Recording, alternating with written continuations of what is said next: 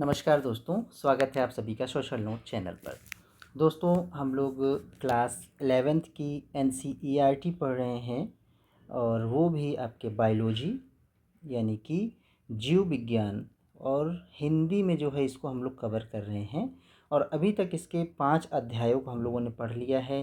पिछले अध्याय में जो है पुष्पी के आकारिकीय के बारे में हम लोगों ने पढ़ा था। अगर वो वीडियो अभी तक आपने नहीं देखा है तो यहाँ आई बटन में जा कर के उसको देख लीजिए और पहले उसको समझ लीजिए, फिर ये वाला चैप्टर पर आइएगा।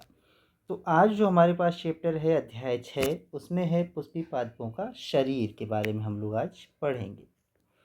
तो इसमें जो पढ़ने को मिलेगा हमको, इसके ऊतक तंत्र, द्विबीजपत्री तथा एक बीजपत्री पादपों का शरीर के बारे में हम लोग यहाँ पर जानने का प्रयास करेंगे। तो स्टार्ट करते हैं और देखते हैं आज के अध्याय 6 को, पुष्पी पादपों के शरीर। आप बड़े प्राणियों, पादप तथा जंतु प्राणी दोनों में रचनात्मक समानता अथवा बाह्य आकारिकी में विभिन्नता को देख सकते हैं। ठीक है, समानता और विभिन्नता को, दोनों को। इस प्रकार जब हम भीतरी रचना का अध्ययन करते हैं तब हमें बहुत सी समानताओं तथा विभिन्नताओं का क्या है पता चलता है।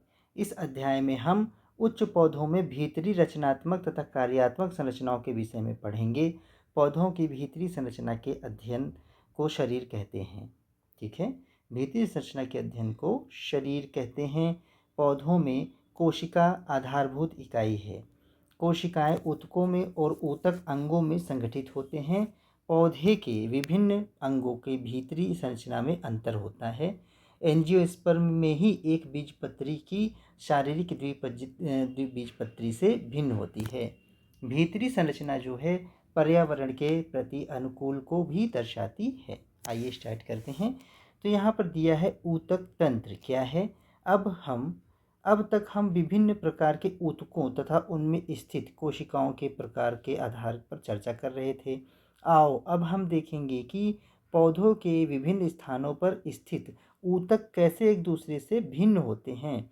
उनकी रचना, कार्य भी उनकी स्थिति के अनुसार क्या होते हैं, अलग अलग होते हैं। रचना तथा स्थिति के आधार पर ऊतक तंत्र 3 प्रकार के होते हैं। कितने प्रकार के? 3 प्रकार के। तो ये तंत्र कौन कौन से हैं? तो बाह्यवाचीय ऊतक तंत्र, भरण तथा मौलिक ऊतक तंत्र, संवहनी ऊतक तंत्र, यह 3 प्रकार हैं। इनको आप लोग जो है जरूर से नोट डाउन कर लीजिएगा। पहला हम देखेंगे यहाँ पर, तो बाह्य त्वचीय ऊतक तंत्र।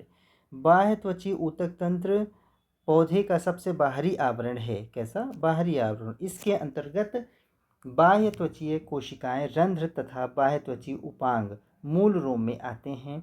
बाह्य त्वचा पौधों के भागों की बाहरी त्वचा है। इसकी कोशिकाएं लंबी तथा एक दूसरे से सटी होती हुई हैं। ठीक है, और एक अखंड सतह पर बनती हैं।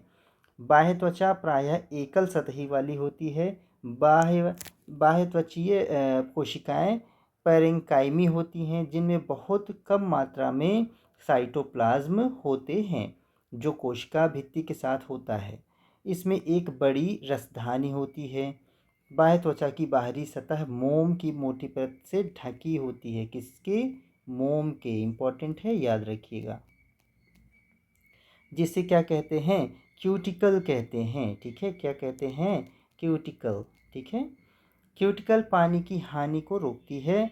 मूल में क्यूटिकल नहीं होते हैं। पूछ सकता है कभी कि मूल में क्यूटिकल होते हैं, तो नहीं होते हैं। रंध्र ऐसी रचनाएं हैं जो पत्तियों के बाह्य त्वचा पर होते हैं। रंध्र वाष्पोत्सर्जन तथा गैसों में विनिमय को निमित्त करते हैं। प्रत्येक रंध्र में 2 सेम आकार की 2 कोशिकाएं होती हैं, जिन्हें द्वार कोशिकाएं कहते हैं। घास में द्वार कोशिकाएं डंबलाकार होती हैं और द्वार कोशिका के भित्ति स्थित पतली तथा आंतरिक भित्ति मोटी होती है। द्वार कोशिकाओं में क्लोरोप्लास्ट होता है और यह रंध्र खुलने तथा बंद होने के क्रम को नियमित करता है। ठीक है, द्वार कोशिकाओं में क्या होता है दोस्तों? तो क्लोरोप्लास्ट, याद रखिएगा, पूछ सकता है। कभी कभी कुछ बाह्यत्वचीय कोशिकाएं जो रंध्र के आसपास होती हैं, उनकी आकृति, माप, पदार्थों को विशिष्टता आ जाती है। इन कोशिकाओं को सहायक कोशिकाएं कहते हैं। रंध्रीय छिद्र, द्वार कोशिका, सहायक कोशिकाएं मिलकर रंध्री तंत्र का निर्माण करती हैं, जैसा कि चित्र नंबर 6.1 में है, देखिएगा। तो रंध्री तंत्र सेम आकार वाली द्वार कोशिका इसमें ये है, और इसके बाद डंबलाकार वाली कोशिका सहित रंध्र ये है, देखिएगा। यहाँ पर दिया है ये बाह्य त्वचीय कोशिकाएं हैं ये वाली, और इसके बाद सहायक कोशिकाएं हैं ये सारी। इसके बाद क्लोरोप्लास्ट देखिएगा, ये क्लोरोप्लास्ट है, और इसमें क्लोरोप्लास्ट यहाँ पर, और द्वार कोशिका देखिएगा ये आपका, ठीक है। और यहाँ पर द्वार कोशिका है आपका, ये रंध्रीय तंत्र है, यह रंध्रीय तंत्र है, इसका रंध्रीय तंत्र आपका दिखाया नहीं है, ठीक है। तो यह कोशिका सेम आकार वाली द्वार कोशिका सहित रंध्र को दिखाया गया है। आगे देखते हैं। बाह्य त्वचा कोशिकाओं पर अनेक रोम होते हैं, इन्हें मूल रोम कहते हैं। ये बाह्य त्वचा की कोशिकाओं का एक कोशिकीय दीर्घीकरण स्वरूप होता है, जो जल एवं खनिज तत्वों के अवशोषण में सहायक होती हैं। तने पर पाए जाने वाले बाह्य त्वचीय रोम त्वचा रोम या ट्राइकोम्स कहलाते हैं। प्ररोह तंत्र में यह त्वचा रोम बहुकोशिकीय होते हैं। यह शाखित या अशाखित तथा कोमल या नरम हो सकते हैं। ये स्रावी हो सकते हैं। ये वाष्पोत्सर्जन से होने वाले जल की हानि को क्या करते हैं, रोकते हैं, ठीक है। इनका क्या कार्य है कि वाष्पोत्सर्जन से होने वाली हानि, जल की हानि को रोकते हैं, ठीक है, याद रखिएगा, जल की हानि को रोकते हैं, ये इम्पोर्टेंट है। आगे देखते हैं। भरण ऊतक तंत्र, ये क्या है, तो बाह्य त्वचा और संवहन बंडल के अतिरिक्त सभी ऊतक भरण ऊतक बनाते हैं। इसमें सरल ऊतक जैसे पेरेन्काइमा और कॉलिंकाइमा तथा स्क्लेरेन्काइमा होते हैं। प्राथमिक तने में पेरेन्काइमा कोशिकाएं प्रायः वल्कुट या कॉर्टेक्स परिरंभ जिसको कहते हैं, पित्त तथा मज्जीकरण में होता है। पत्तियों में भरण ऊतक पतली भित्ति वाले क्लोरोप्लास्ट युक्त होते हैं, और इसे पर्णमध्योतक या मेजोफिल कहते हैं, इसको याद रखिएगा। देखिएगा आगे दिया है। आगे संवहनी ऊतक तंत्र, ये क्या है, संवहनी ऊतक तंत्र में, संवहनी तंत्र में जटिल ऊतक जाइलम तथा फ्लोएम होते हैं। जाइलम तथा फ्लोएम दोनों मिलकर संवहन बंडल बनाते हैं। 6.2 में देखिएगा, 6.2 अच्छा वो भी दिखा दिया था आपको, ये है, ये देखिएगा। विभिन्न प्रकार के संवहन बंडल अभी देखिएगा कैसे कैसे हैं। तो एक आर्य होता है, एक संयुक्त बंद होता है, और संयुक्त खुला होता है। अब इसके बारे में आगे बताएंगे वो। तो द्विबीजपत्री में जाइलम तथा फ्लोएम के बीच कैम्बियम होता है। ऐसे संवहनी बंडलों जिनमें कैम्बियम होता है और वो लगातार द्वितीयक जाइलम तथा फ्लोएम बनाते हैं, उन्हें खुला संवहन बंडल कहते हैं। एक बीजपत्री पादपों में कैम्बियम नहीं होता है, चूंकि वे द्वितीयक ऊतक नहीं बनाते हैं, इसलिए उन्हें बंद संवहन बंडल कहा जाता है। जब जाइलम तथा फ्लोएम एकांतर तरीके से भिन्न त्रिज्या पर होते हैं, तब ऐसे बंडल को अरीय कहते हैं, जैसे मूल में। और संयुक्त बंडल में जाइलम तथा फ्लोएम एक त्रिज्या पर स्थित होते हैं, जैसे तने तथा पत्तियों में। और संयुक्त संवहन बंडल में प्रायः फ्लोएम तथा जाइलम के बाहर की ओर स्थित होते हैं। ये देखिएगा यहाँ पर है, ये देखिए, ये जाइलम है और ये क्या है, फ्लोएम। इसमें ये फ्लोएम है और ये जाइलम है, और ये फ्लोएम कैम्बियम, और इसके बाद ये जाइलम आपका, ठीक है।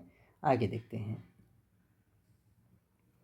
द्विबीजपत्री तथा एक बीजपत्री पादपों का शरीर कैसा होता है दोस्तों, तो देखेंगे मूल तने तथा पत्तियों में ऊतक की संरचना का भली भांति अध्ययन करने के लिए पौधों के इन भागों की परिपक्व अनुप्रस्थ काट का अध्ययन करना चाहिए। देखते हैं। तो द्विबीजपत्री मूल क्या हैं, तो चित्र 6.3 अ को देखें। चित्र 6.3 अ ये है, देखिएगा, ठीक है, 6.3 अ। तो यहाँ पर देखिएगा ये मूल रोम होता है, और ये इसकी बाह्य त्वचा है पूरी ये वाली, और इसको क्या बोलते हैं, वॉलकुट कहते हैं, वॉलकुट। और ये है जो इसमें ये घेरा है, इसमें अंतस्थ त्वचा है इसका, और इसके पीछे ये जो है इसको परिरंभ कहते हैं, और यह जो है बीच में आपका ये प्रोटोजाइलम है, और इसके बीच में देखिएगा मेटाजाइलम है, और यहाँ पर ये जो दिया हुआ ये पित्त है, और ये आपके फ्लोएम है ये, ठीक है, देखेंगे इसके बारे में। तो इसमें सूरजमुखी मूल की अनुप्रस्थ काट को दिखाया गया है। भीतरी ऊतकों के विन्यास को निम्नलिखित रूप में प्रस्तुत किया गया है। सबसे बाहरी भित्ति को मूलीय त्वचा कहते हैं, अभी आपने देखा। इसमें नलिकाकार सजीव घटक होते हैं। इनमें से कुछ कोशिकाएं बाहर की ओर निकली होती हैं जो एक कोशिकीय मूल रोम से बनती हैं। वल्कुट में पतली भित्ति वाली पैरेंकाइमी कोशिकाओं की कई परतें होती हैं। इसके बीच में अंतःकोशिकीय स्थान होता है। वल्कुट की सबसे भीतरी परत अंतस्त्वचा होती है। इसमें नालाकार कोशिकाओं की एकल सतह जो है होती है। इन कोशिकाओं में अंतराकोशिकीय स्थान नहीं होता है। अंतस्त्वचा की कोशिकाओं को स्पर्श रेखीय तथा अरीय भित्तियों पर कैस्पेरियन पट्टियों के रूप में जल अपारगम्य मोमी पदार्थ सुवेरिन होता है। अंतस्त्वचा से भीतर की ओर मोटी भित्ति पैरेंकाइमी कोशिकाओं होती हैं, जिसे क्या कहते हैं, परिरंभ कहते हैं। इन कोशिकाओं में द्वितीयक वृद्धि दौरान संवहन कैम्बियम तथा पार्श्वीय मूल प्रेरित होती हैं। पित्त छोटी अथवा अस्पष्ट होती हैं। पैरेंकाइमी कोशिकाएं जो जाइलम तथा फ्लोएम बंडल के बीच में हैं उन्हें कंजक्टिव ऊतक कहते हैं। 2 से 4 तक जाइलम में फ्लोएम खंड होते हैं। इसके बाद जाइलम तथा फ्लोएम के बीच एक कैम्बियम छल्ला बनता है। अंतस्त्वचा के अंदर की ओर सारे ऊतक जैसे परिरंभ, संवहन ऊतक तथा पित्त मिलकर क्या करते हैं, रंभ या स्टेल बनाते हैं। यह चित्र है, आप इसको ध्यान से देख करके समझ लीजिएगा, स्क्रीनशॉट ले लें। अब आएंगे तो आगे है एक बीजपत्री मूल क्या है। तो एक बीजपत्री मूल का शरीर बहुत अधिक द्विबीजपत्री मूल शरीर के क्या होता है, समान होता है। चित्र 6.3 ब में ये देखिएगा, उसी तरीके की सारी चीज़ें आपको यहाँ पर देखने को मिलती हैं। इसमें बाह्य त्वचा, वल्कुट, अंतस्त्वचा, परिरंभ, संवहन बंडल तथा पित्त होते हैं। एक द्विबीजपत्री में इनकी संख्या प्रायः 6 से अधिक यानी बहुअधिदारुक होती है, जबकि द्विबीजपत्री में कुछ ही जाइलम बंडल होते हैं। पित्त बड़ी तथा बहुत विकसित होती है। एक बीजपत्रीय मूल में कैम्बियम नहीं होता है, इसलिए इसमें द्वितीयक वृद्धि नहीं होता है। ठीक है, इसमें क्या है, कैम्बियम नहीं है, इसको अंडरलाइन कर लीजिएगा। ये चित्र देख लीजिएगा। आगे देखते हैं तो द्विबीजपत्री तना, एक प्रारूप शैशव द्विबीजपत्री तने के अनुप्रस्थ काट में निम्नलिखित संरचनाएं होती हैं। बाह्य त्वचा तने की सबसे बाहरी रक्षी सतह होती है। 6.4 अ में अभी नीचे देखते हैं। यह क्यूटिकल पतली परत से ढकी होती है। इस पर कुछ बहुकोशिकीय एक पंक्तित्व त्वचारोम और कुछ रंध्र होते हैं। बाह्य त्वचा तथा परिरंभ के बीच कोशिकाओं की बहुत सी सतहें होती हैं, जिसे क्या कहते हैं, वल्कुट। और इसके 3 क्षेत्र होते हैं। बाहरी अधस्त्वचा जिसको हाइपोडर्मिस, और ये कॉलेकाइमा कोशिकाओं की तरह कुछ परतें होती हैं जो बाह्य त्वचा के नीचे होती हैं। ये शैशव तने को यांत्रिक सहायता देती हैं। वल्कुट सतहें अधस्त्वचा के नीचे होती हैं। इनमें गोलाकार पतली भित्ति वाले पैरेंकाइमा कोशिकाओं की कुछ परत होती हैं। उसमें सुस्पष्ट अंतरा कोशिकाओं का स्थान होता है। अंतस्त्वचा वल्कुट के सबसे भीतरी सतह होती है और इसमें नाल आकार का जो है कोशिकाओं की एक सतह होती है। इन कोशिकाओं में स्टार्च क्या होता है, प्रचुर मात्रा में होता है। इंपॉर्टेंट है, अंडरलाइन कर लीजिएगा इसको। क्या यहाँ पर मिलता है दोस्तों, तो स्टार्च, इसलिए इसे स्टार्च औषध भी कहते हैं। परिरंभ अंतस्त्वचा के नीचे फ्लोएम के ऊपर होता है। इसमें स्केल राइकाइमा कोशिकाएं अर्धचंद्राकार समूह में होती हैं। संवहन बंडलों के बीच अरीय रूप में विन्यस्त पैरेंकाइमा कोशिकाओं में कुछ सतहें होती हैं जो मज्जीकरण बनाते हैं। बहुसंख्यक संवहन बंडल एक छल्ले में होते हैं। संवहन बंडलों का छल्ले में बना होना द्विबीजपत्री तनों का क्या है, गुण होता है। प्रत्येक संवहन बंडल संयुक्त मध्यादिदारुका तथा खुले होते हैं। तने में पित्त केंद्र होते हैं। इसमें गोलाकार पैरेंकाइमी कोशिकाएं होती हैं। इन कोशिकाओं के बीच में अंतरा कोशिकाएं का स्थान होता है। इसका चित्र आप देखिएगा दोस्तों। यहाँ पर तने का अनुप्रस्थ काट को दिखाया गया है, अनुप्रस्थ काट को, जिसमें द्विबीजपत्री और एक द्विबीजपत्री को दिखाया गया है। यह है, देखिएगा ये पूरा, ठीक है। तो ये आप लोग उसमें अपने बुक में देख करके इसको अच्छे से समझिएगा। आगे देखते हैं, तो एक बीजपत्री तने को देखते हैं। तो एक बीजपत्री तने की शारीरिक रचना द्विबीज तने से कुछ भिन्न है, लेकिन ऊतकों के विन्यस्त रहने के क्रम में कोई अंतर नहीं है, ठीक है ना। ऊतकों के साथ में यहाँ पर कोई अंतर नहीं होता। 6.4 में आपने देखेंगे कि एक बीजपत्री के तने का बाह्य त्वचा पर त्वचा रोम नहीं होते हैं, और एक बीजपत्री तने में अधस्त्वचा और स्क्लेराइगमा कोशिकाओं की बनी होती हैं। वलकुट में कई सतहें होती हैं। इनमें बहुत से बिखरे हुए संवहन बंडल होते हैं। इसके संवहन बंडल के चारों ओर स्क्लेकाइमी बंडल अक्षद होता है, जिसका कि चित्र 6.4 ब में यहाँ पर देखिएगा। ये है, ये पहला वाला, और 6.4 ब में ये दिया हुआ है, ठीक है।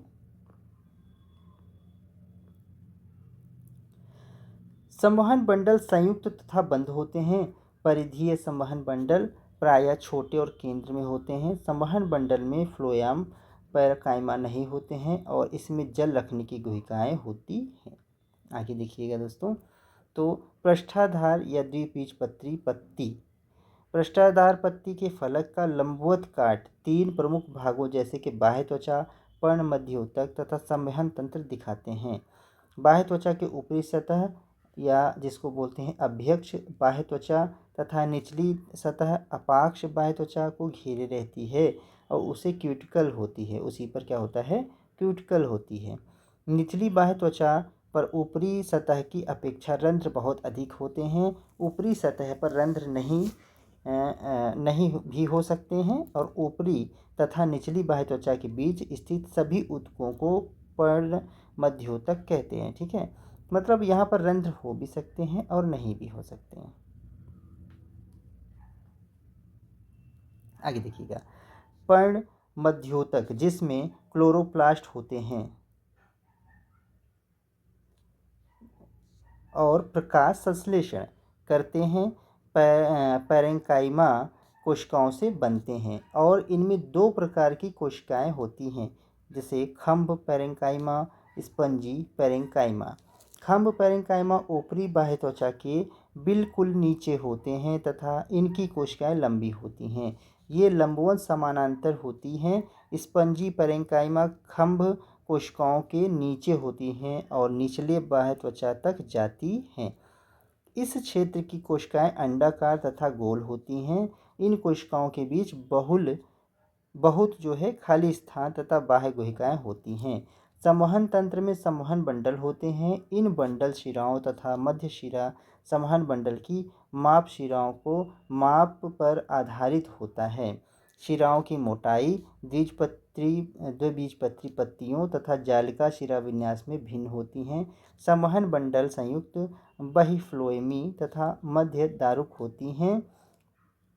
प्रत्येक संवहन बंडल के चारों ओर मोटी भित्ति वाली कोशिकाएं एक परत होती है जो सघन होती है। इसे बंडल अक्षत कहते हैं, जैसा कि 6.5 अ में देखो। और संवहन बंडल के जाइलम के स्थान को देखो, ये है आपका, ठीक है। ये बंडल का शाद है, ये जाइलम है दोस्तों, ये फ्लोएम है, और अभ्यक्ष बाह्य त्वचा है, ये खंभपर्ण मध्योतक दिया हुआ बाह्य गुहिकाएं हैं, ये स्पंजी है ये, और पर्ण मध्यमोरक दिया हुआ है, ठीक है। तो यह है, आप इसको ध्यान से देखिएगा। आगे देखते हैं, समद्वि पार्श्व या एक बीजपत्री पत्ती। एक समृद्धि पार्श्व पत्ती का शरीर तथा पृष्ठाध पृष्ठाधार पत्ती का शरीर अधिकांशतः समान ही होते हैं, लेकिन उनमें कुछ भिन्नता भी देख सकते हैं। इसमें ऊपरी तथा निचली बाह्य त्वचा पर एक समान क्यूटिकल होते हैं और उन दोनों सतह के रंध्रों की संख्या लगभग समान होती है। चित्र 6.5 ब में, ये 6.5 ब में देखिएगा। घास में ऊपरी बाह्य त्वचा की कुछ कोशिकाएं लंबी, खाली तथा रंगहीन होती हैं। ठीक है, इन कोशिकाओं में आवर्त त्वकोशिकीय होते हैं। त्वकोशिकीय होते कहते हैं। जब कोशिकाएं स्फीत होती हैं तब ये कोशिकाएं मुड़ी हुई पत्तियों के खुलने की सहायता करती हैं। ठीक है, जब पत्ती मतलब बंद होती है तो उसको खुलने में सहायता करती हैं। वाष्पोत्सर्जन की अधिक दर होने पर ये पत्तियां वाष्पोत्सर्जन की दर को कम करने के लिए मुड़ जाती हैं। एक द्विबीजपत्री की पत्तियों में शिरा विन्यास समांतर होता है। इसका पता तब लगता है जब हम पत्ती की लंबवत काट को देखते हैं, जिसमें संवहन बंडल की माप भी एक समान होता है। अब आगे दोस्तों इसका सारांश देखते हैं। तो शारीरिक दृष्टि से पौधा विभिन्न प्रकार के ऊतकों से बना है। ऊतक मुख्यतः मेरिस्टेमेटिक, शीर्ष पार्श्वीय, अंतर्वेशीय तथा स्थायी, सरल तथा जटिल विभक्त होते हैं। ऊतक अनेक कार्य करते हैं, जैसे स्वांगीकरण, यांत्रिक सहारा, संचय तथा पानी, खनिज लवण तथा प्रकाश संश्लेषी जैसे पदार्थों का संवहन। ठीक है, ये इंपॉर्टेंट है। बाह्य त्वचा तंत्र में बाह्य त्वची कोशिकाएं, रंध्र, बाह्य त्वची उपांग होते हैं। 3 प्रकार के ऊतक तंत्र होते हैं, जैसे बाह्य त्वचीय, भरण तथा संवहन। भरण ऊतक तंत्र के 3 क्षेत्र हैं, जैसे वल्कुट जिसको कॉर्टेक्स कहते हैं, परिरंभ तथा पित्त। संवाहक ऊतक तंत्र में जाइलम तथा फ्लोएम होते हैं। जाइलम तथा फ्लोएम की स्थिति के अनुसार संवहन बंडल विभिन्न प्रकार के होते हैं। संवहन बंडल संवहन रचना बनाते हैं और पानी, खनिज तथा खाद्य पदार्थों के स्थानांतरण करते हैं। द्विबीजपत्री एक बीजपत्री पौधों के आंतरिक रचना में बहुत अंतर होती है। ये प्रकार संख्या तथा संवहन बंडल की स्थिति के आधार पर अलग अलग होते हैं। द्वितीयक वृद्धि द्विबीजपत्री पौधों के तने तथा मूल में होती है। यहाँ पर दोस्तों ये कुछ अभ्यास प्रश्न दिए हुए हैं, इनको आप लोग स्क्रीनशॉट ले लीजिएगा और इसको करने का प्रयास कीजिएगा। तो यहाँ पर हम लोगों ने अध्याय 6 को पढ़ लिया है। अब इसके आगे अगला अध्याय आप लोग अगले वीडियो में देखेंगे। तो लाइक करिए, सब्सक्राइब करिए, शेयर कीजिए। मिलते हैं फिर अगली वीडियो में। आज इस वीडियो से जुड़ने के लिए आप सभी का बहुत बहुत धन्यवाद। जय हिंद दोस्तों।